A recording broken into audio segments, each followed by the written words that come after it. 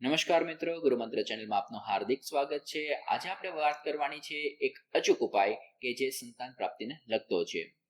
કોઈ પણ એવા પતિ પત્ની હોય કે જેને 20 વર્ષ થઈ ગયા હોય, 12 વર્ષ થઈ ગયા હોય, 5 વર્ષ થઈ ગયા હોય, તો પણ સંતાન પ્રાપ્તિનો કોઈ પણ ઉપાય ન મળેલો હોય, તો આ ઉપાય અવશ્ય તમારે કરવાનો છે.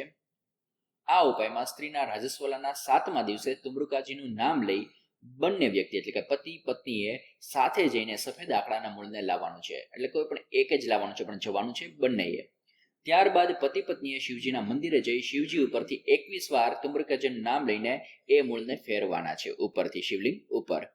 અને નારીએ એ મૂળને લાલ દોરામાં શિવજીની સામે જ જોતા જોતા કમરમાં બાંધી દેવાનું છે. જે આકડાનું મૂળ લીધું છે એને ગાંઠ બાંધીને કમરમાં બાંધી દેવાનું છે. આખી કમરમાં વ્યવસ્થિત રીતે બાંધી દેવાનું છે. તમારે નાભી આગળ રહી એ રીતના એ આકડાના મૂળને બાંધી દેવાના છે. અને શિવજી સમક્ષ પ્રાર્થના કરવાની છે કે હે તુમ્રુકાજી, મારી ઝોળી ભરી દો, અને આશીર્વાદ લઈને ઘરે આવવાનું છે. આ ઉપાય અવશ્ય મોટા ભાગના લોકોને શ્રદ્ધાથી જે વ્રત કરેલું છે, શ્રદ્ધાથી આ વ્રત ન કહેતા આ ઉપાય કરેલો છે એને સફળતા મળેલી જ છે.